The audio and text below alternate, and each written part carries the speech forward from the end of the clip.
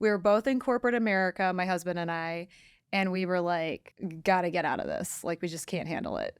And so we were trying to think of business ideas, and we thought, we need to use technology where no one's using technology effectively. So that's what we did. After going through every mistake you could possibly make in property management, I would do the same thing starting any business. I would be like, what's the checklist? I just don't want the headaches, right? Headaches, that's what makes running a business stressful. And SOPs in my life and world have solved the fires. I mean, not entirely, but for the most part, if you do things in a consistent manner and you can hand off work to someone else with general confidence that it can get done because it's written down, you're going to enjoy your life and you're going to be able to scale at a fun rate.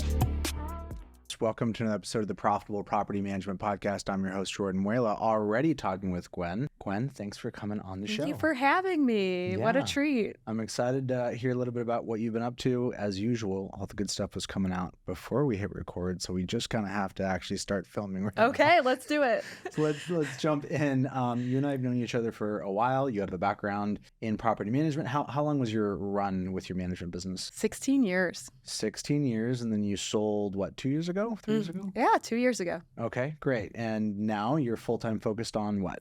Anequim, which we help property managers with all their labor needs. So whether it's a virtual assistance from Mexico, whether it's a call center, whether it's back office accounting, we try to talk to each property manager, really hear what their needs are and see if we can find a solution. So we're both here at the NARPM National Convention, hustling, having conversations, shaking hands, kissing babies, all that good stuff. And I'm just excited to kind of catch up and hear. Me too. I always love talking to you because you're one of those people that's also extremely curious.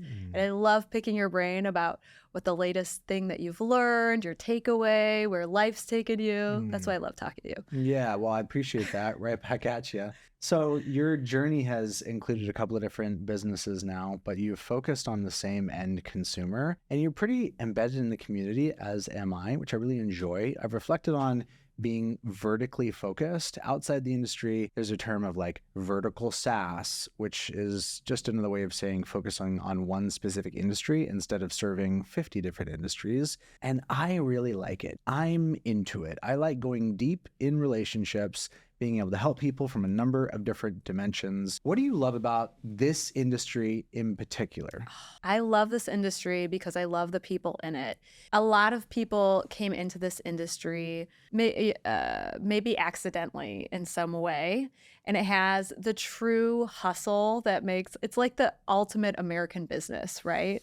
Like people from all backgrounds, hustling, making it, creating jobs, and being really innovative and creative, and also serving a basic human need, which is housing. So it just attracts salt of the earth, great people. And I really love being here. I always talk about it as getting the band back together when we come to NARPM events or anything property management oriented, because it feels like a family reunion. Yeah, there's that relational connection, that kind of familial nature to it, which is really rewarding. But that's today. Back many, many years ago, I didn't know it was going to be like that. I'm guessing you didn't either. What actually got you into property management? Low bar of entry.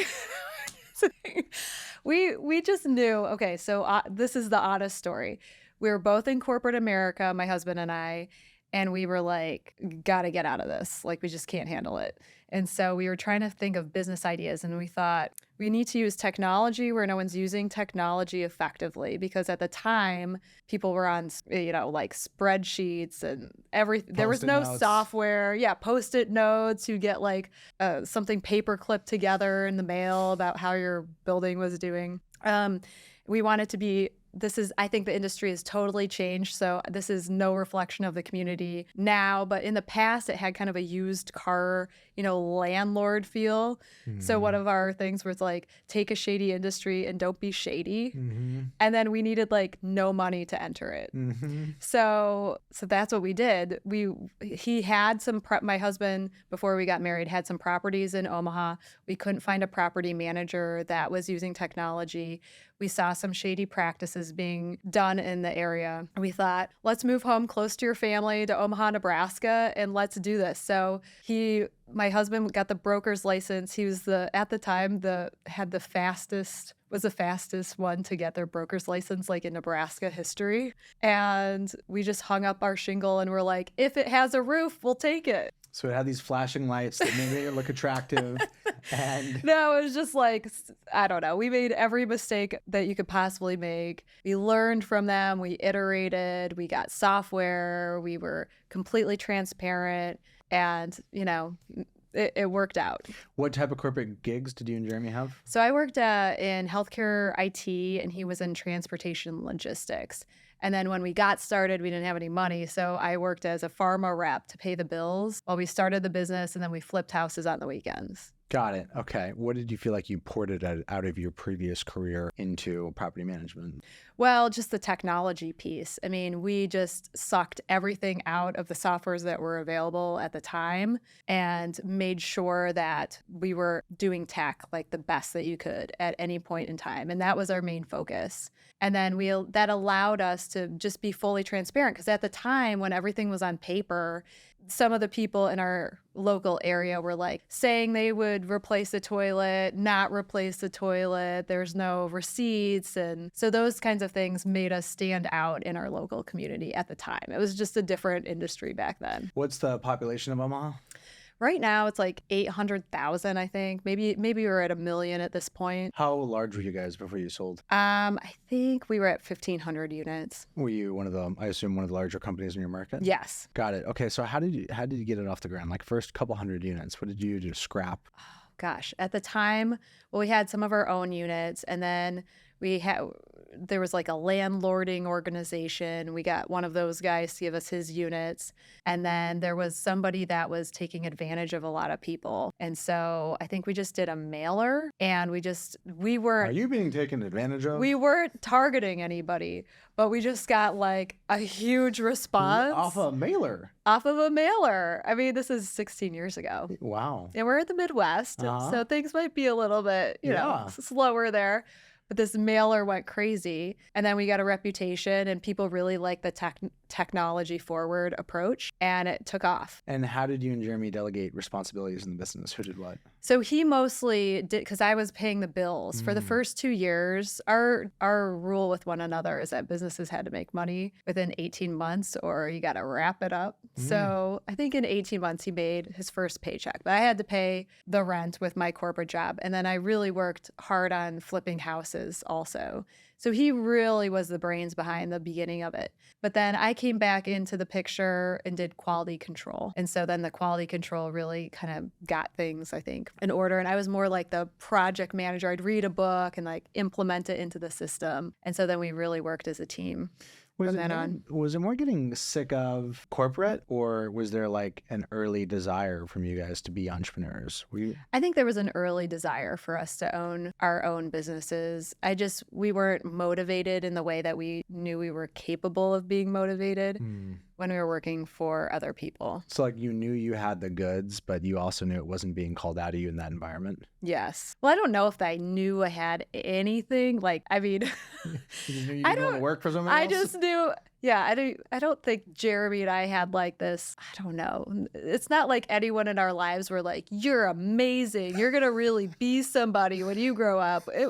We weren't those kids that were like, oh, this person's going to make it. We didn't come from that kind of programming. Yeah. So it was really just like, I don't know, an us against the world feeling. Like, let's just try it. What do we have to lose? No one believes in us anyway, that kind of thing. So at 1,500 units, you've built something fairly successful at that point. I mean, generally you come here and obviously unit count doesn't matter that much, but if you come here and you say you're managing 1,500 units, it's like, oh, okay, respect. And yet that clearly wasn't enough of what you wanted to keep focusing on. You chose to do something else. How did Anequim get birthed out of what you were doing there? So in 2008, well, my husband lived in Mexico doing transportation and logistics before I met him. And in 2008, the economy crumbled in the United States. And he got a call from a former employee. And she said, it's bad in the US, but it's like horrible here in Mexico. And I just had a baby and I'm struggling feeding my child. I'm having trouble paying rent. Like I'm in a desperate situation. For better or worse, my husband is one of the most loyal people you'll ever meet. And he literally like paced at night, like wanting to help her figure something out. So then VoIP phones had just come out. So we shipped one to her in Guadalajara and she started answering the calls for a property management company. And it was like the biggest win-win. So then as our business was developing and growing, we just hired all her friends to do all the other things from marketing, maintenance coordination, accounting, all the things. And we just operated like that. To 2016, just quietly had our whole back office run in Mexico. Before this was really a huge thing. No one was doing it. Like absolutely. I mean, we didn't really have video conferencing. So it was all over conference calls. And I mean, Zoom didn't exist back then. At least I wasn't aware of it. Sky would have been like Skype days. Skype days, totally. So we just operated like that. Then we had friends from Denver at Boutique Property Management come and visit us. And they're like, this Mexico thing is crazy and working out super well for you. Can you find people for us? And I was like, sure, I'll do that as a side hustle. So I side hustled that deal. They loved their people. And I was like, Jeremy, I think this is a business. So being a mom of like little kids, you know how you can't focus. So I just stayed at my local Marriott and like hunkered down, wrote the initial processes and procedures for like 3 days. They were worried about me. They did a well check because I never came out of the hotel room. They're like, are you still alive, lady? I'm like, I'm fine, just concentrating. And then that was how Anequim began. It's interesting that you're saying where you started off was with systems and processes. Is that more your bent, like SOPs? I mean, it just, after going through every mistake you could possibly make in property management. Seemed like a good idea. Yeah, I would do the same thing starting any business. I would be like, what's the checklist? I just don't want the headaches, right? Headaches, that's what makes running a business stressful. And SOPs in my life and world have solved the fires. I mean, not entirely, but for the most part, if you do things in a consistent manner and you can hand off work to someone else with general confidence that it can get done because it's written down, you're going to enjoy your life and you're going to be able to scale at a fun rate. Hearing you say that makes me think that you seem particularly well suited to start and run the kind of business that you're running. SOPs, working with remote labor, there's a strong adjacency in those topics. When you started scaling up that business, what did you think it was going to become versus what it is now? I didn't know the virtual assistants would go as far as it has. I'm a little surprised by that. I thought we would do. You thought it was like a side hustle? Yeah, we had no idea. It was supposed to be my mom like part-time job. I know. Who knew? And so I don't think we ever expected it to grow the way that it had. I mean, what's the head count of the team size now? We're at like 1,200 people. So it's expanded pretty considerably. Yeah, it's been great. It's the team. Our team is really responsible for that. The people that I'm just obsessed with our team, and so I really attribute it to the people, the humans that they are, the integrity that they have, what they have helped us build with the processes and procedures, and managing any complications that come around. I mean, it's all them. But so as that business is taking off, you choose to divest yourself of the property management company. What's the difference in the feel and the ethos and the vibe of managing this business versus the other one? No, business is very similar. I'm in entrepreneurs organization, so I talk to entrepreneurs in all different fields. Honestly, it's not that much different than property management. You're dealing with people issues, you're dealing with process, procedure, technology. We're all trying to figure out about AI. And so I think the difference is scaling as fast as we have, really dialing in on quality control. And I think that this is something that property managers we always talk about SOPs, but we don't talk enough about maintaining SOPs, using SOPs, and creating a quality control department that functions to keep people doing what they're supposed to be doing. I wish we talked more about that in property management because I think it would solve a lot of stress level health problems of property management owners. But that has just been a necessity to focus on that piece of it because of our scaling and our growth. I get that business is generic in nature. I so deeply relate to that. The way that I'm focused on running my company, the stuff that matters most to me is not software specific. How I relate to people, my leadership style, that's all very, very similar in nature. However, having run, for example, Lead Simple, Profit Coach, Rent Scale, some other stuff, though I ran a lead gen business first, man, was that business different. There was so much complaining in that business, and people the leads are no good. Actually, you never called the lead. It almost had like an adversarial nature. The software business, because by virtue of the fact that it's recurring revenue, there's some intrinsic stability to it that jumping back into service is not there. Service can be every month, like you're earning that check and you're starting back at zero. That was some new stress. Along those lines, what's the feel and the difference between the businesses? Well, it's interesting because maybe I don't feel like I'm actually out of property management. Oh, because you're serving property managers, doing this, running property management businesses. And we do 24-hour call center. So I am still like completely immersed in tenant issues, making sure that the owner accounts, when we do back office accounting, that, the trust account is like reconciled. Maybe it's because I'm just too much still in property management. Yeah. We support people with some marketing things. Depending on what people's challenges are, we don't try to recreate the wheel, but we try to help people. And maybe I'm just too close to it still. I don't think I ever really got out. I'm just doing it in a slightly different capacity. Well, along those lines, an interesting thought is I really like playing compounding games. And one of those games is getting to see the same people over extended periods of time, deepening my relationship, improving the quality of my services, and leveraging my existing network to be able to do more. I've liked playing that game. You're playing a very similar game. Mm-hmm. You're talking to the same people that you've known. You were in the industry for how many years before you jumped into 16 years for property management. Yeah. Got it. So that was fair bit of ramp to then turn around and start selling in that same context. As you jumped from the PM to the vendor side, this is definitely one thing that's different. I've seen a number of folks jump from PM to vendor. I don't think I've seen anyone jump from vendor back to PM. I don't know what that means. We can deconstruct that later. But what did it feel like for you to jump from PM to vendor, being at trade shows, et cetera? Was it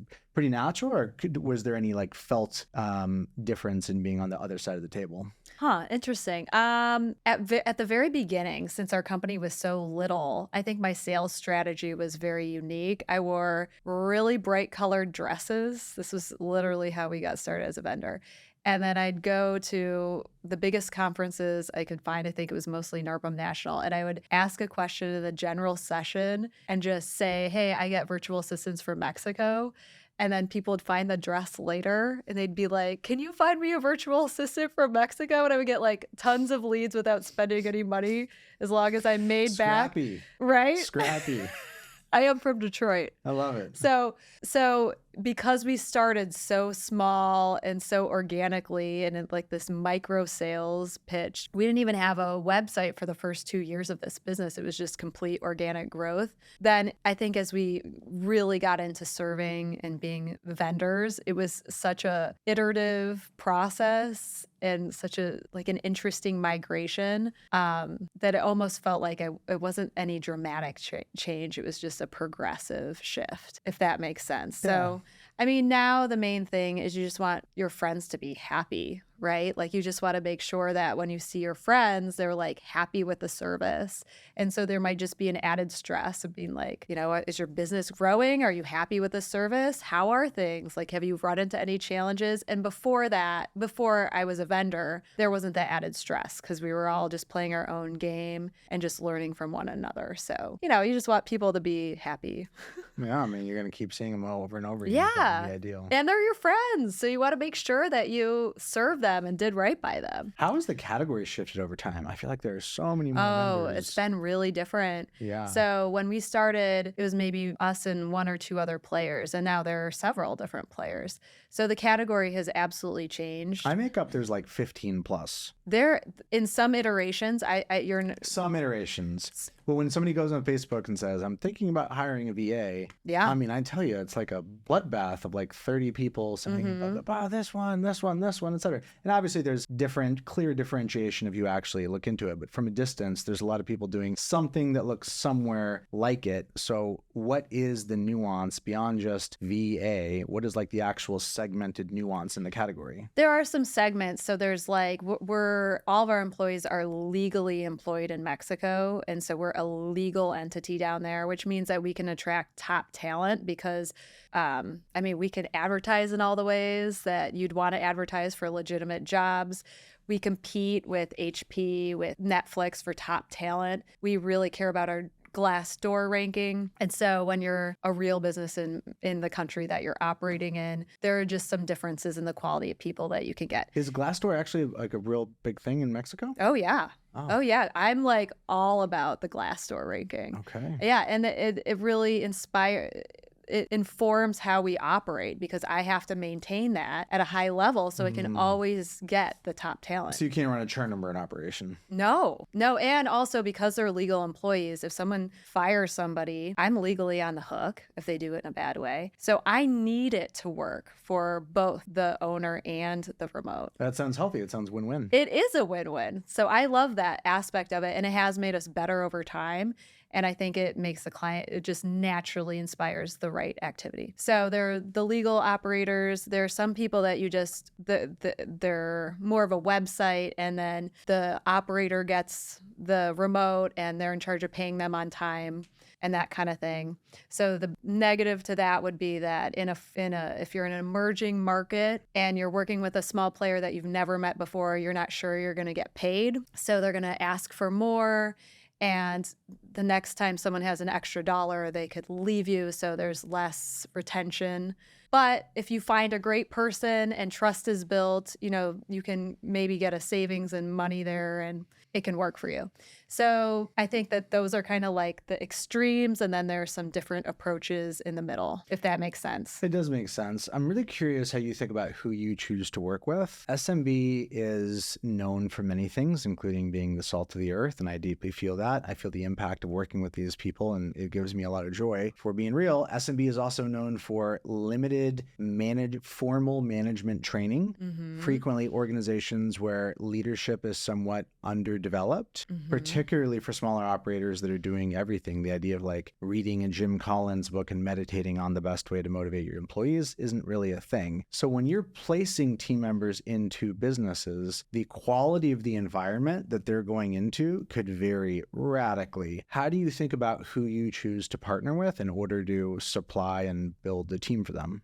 Well, we work with all levels of people on all journeys of the business spectrum. So for newer players, we just handhold. So we're going to just kind of see where you are. And if you've never used a virtual assistant before, we're going to make sure your onboarding is spectacular to give it the best chance of success. So we're going to walk you through what passwords do they need? Which softwares do they need access to? When do they need to be good at this particular thing? Put it on your calendar. They need to be good at it at this date. If they're not good at it at this date, call us. We'll help you troubleshoot. So we have found that being amazing, like white glove on the whole process gives people the better opportunity for success. And without that hand-holding, you get that higher churn. So we just help them be successful. Now, also, if someone is like really just wants a deal, they're not going to go with us because we're just not going to be the outfit for them. They're going to go onto a website and they're going to hire somebody for like $4 an hour. And so it's kind of nice that there are all these different outfits providing different things, because I think it allows us to attract the kind of clients that work best with our business model. How do you handle a situation where somebody goes through 6, 7, 8 VAs and it becomes clear that the VAs aren't the problem? How do you navigate those conversations? So we actually really monitor people's churn rate, and we have a conversation like, look, our job is to make sure that we help you be successful. When we look at your churn being higher than what's average in the industry, we're not helping you. So we have to figure out what the problem is. Are we finding you the wrong people? Is it the way that, can we support you in managing them better? Like, what is the root cause of this? And we can sometimes troubleshoot that. We've had success where we've been able to coach people in getting better. Sometimes it's resulted in, maybe we're not a good fit. But I think having that conversation about like, our only goal is to help you be better at your business, and you're totally losing money if you're retraining people one after the other. So what is the deal here? Like, what's going on? How many states require a license in order to be a property manager? Roughly. I mean, isn't all of them? I mean, we just operate as everybody needs some kind of license to be a property manager. Like, legally, I mean, sure, a lot of people can do things without it, but my understanding is that everybody has to have a license. I think Kansas, yeah, I mean, there's definitely a couple that don't for sure. Okay, but I don't even run into that. I feel like the adjacency of the question is really what roles can a global team member hold and be in? There's both looking at that from a capacity perspective and obviously from a licensure perspective. What's the scope maybe on the higher end? Obviously frontline stuff, I'm sure that's the case, but can you give me some examples or like kind of your read and what you're seeing on how far people are pushing the placement of global talent in your experience? So it shocks people. Like, we really have to teach them that people in Mexico, the talent that we can attract is so high that these can literally be your right-hand person. I mean, it's insane what we can attract. So the real question is, what kind of jobs can be done from behind a computer? And I'm saying all of the positions. So I'm asking our talent not only to do operational tasks, which is what traditionally virtual assistants can do, but help you with your processes and procedures, complete giant projects, work on implementing and migrating you onto a different software platform. I expect like literally everything that you would want from a domestic employee. And we can find that kind of talent in Mexico. And people are doing it. Like, if you ask Tom at PestShare, his Diego is like, does everything at that business. He really has supported him in his growth. And I mean, we have someone that started taking midnight calls at our call center, and they're doing all the quality control and helping us with all of our technological advancement. And so it's not just, words that we're saying. This is really people's experience. When you think about the advancement path for folks, you're referencing high quality talent. How do you assess that, Gwenn? How do you assess the caliber of the talent that you're placing? Well, I mean, they have resumes just like all of us, so you can assess it through what kind of work they've done in the past. But two, we do the culture index assessment to see if that person's going to be a good fit. But I mean, yeah, if you have done project management at a big corporation, you can do it in property management. So we're looking at resumes that really reflect the same quality of person that you would see here. People are really into getting educated in Mexico. So we have a lot of people with master's degrees, lawyers work for us, accountants. I mean, you can find the same range of talent in Mexico as you can find here. So we're really not limited. I mean, I hired somebody from the Macy's of Mexico. It's called Liverpool. And he was the HR director at Liverpool, and he's our HR director now. And so, I mean, that's high quality, top talent, lots of experience. When you think about the value that you're getting out of the business, personally, non-monetary in nature, what does that look like for you? For me personally, I'm just personal growth oriented. So I just want to learn new things, be better for the people I love, give back more to the community. And so all the work that I do is always through that lens. How do you manage the pursuit of personal growth with not falling prey to that voice in the back of your head that tells you that you're not enough? So it's a journey. It's a journey, Jordan.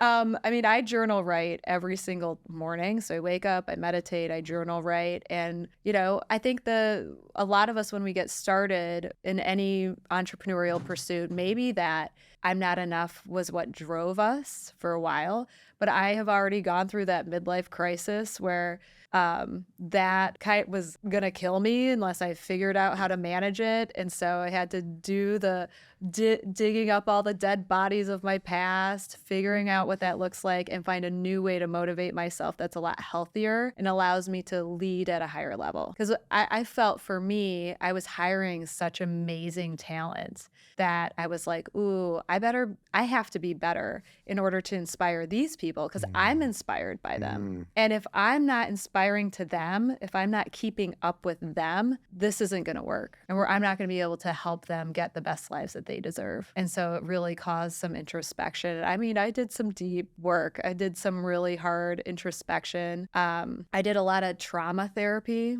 and got over a lot of the things that were painful in my past. And I do, obviously, it's like a continuous journey, but I do feel like I'm leading from a different place than just self-doubt and like imposter syndrome.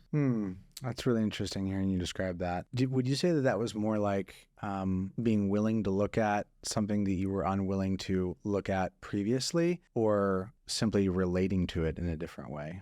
I think both. I think it required both. But I mean, I was clearly a workaholic. I mean, I don't think that you can be a serial entrepreneur without maybe well, at least from a background that I'm from, without some workaholism. And so I really didn't ever want to be alone with myself or with my thoughts. I always needed something to fill that up. And so when you're running from yourself, you can't run forever. So we had to take a step back and then relate differently. So I guess it's a twofold. So take some time to look at your past life, get comfortable with being quiet, get comfortable with being alone, and then relate to your past in a different way that's a lot healthier. I hear that, and I wish that for people. I've been able to experience some of that myself, and it has not made me immune from the tendency towards manicness, compulsiveness. It has given me more awareness of when I'm falling back into that. I'm still riding the wave. There's ups and there's downs, but I think there's a little more awareness, and out of that position of awareness, I'm faster to internalize what's going on rather than thinking and assuming that my feelings are simply a function of what's happening around me. Like, of course I'm upset because this thing happened, as opposed to the feelings of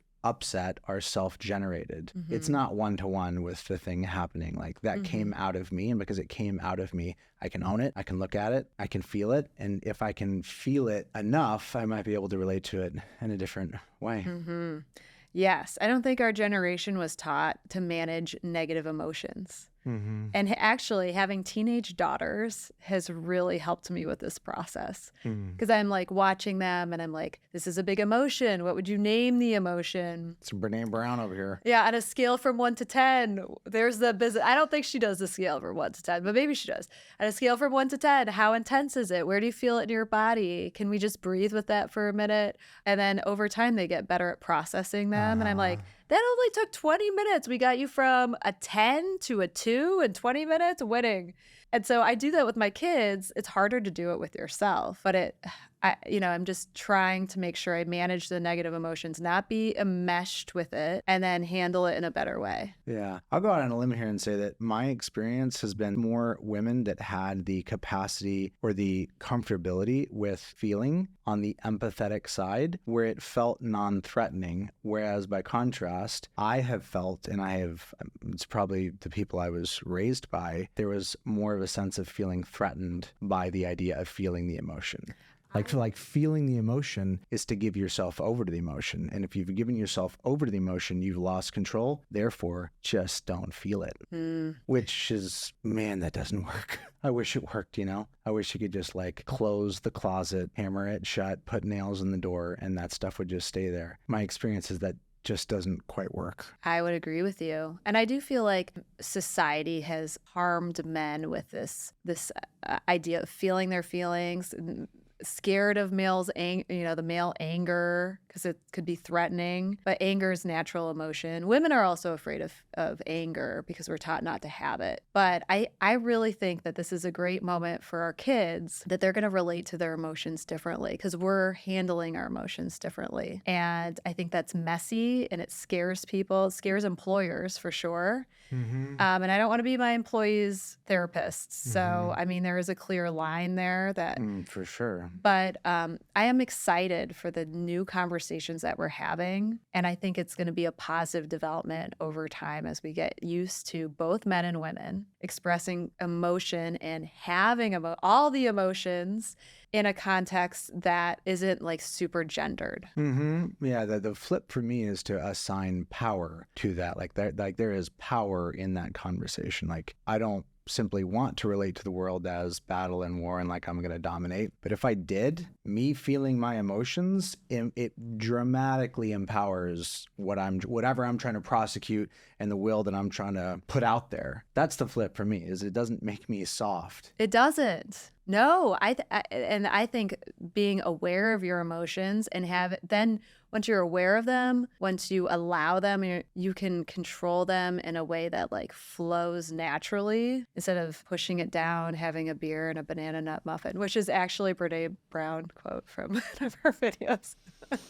So it's a new way to relate to the emotions, but I think it does make us better leaders. And that was that next level of leadership that I was seeking, was how can I manage my emotions in a way that is authentic and easy and calm and confident, that will allow me to lead in a better way that I don't think you have access to if you're stuck in imposter syndrome. If you're leading from I'm not enough, I don't think you can get to that next level of leadership. That's what I experienced. You crack. Something in your life falls apart. Yeah, true. Maybe you don't crack. Maybe the people around you crack. Yeah. I mean, I cracked. To be honest. In my experience, it was definitely me. Yeah, I mean, potato, which is worse. I don't want either happening. I mean, that doesn't feel much better that I don't crack, but I crack the people around me.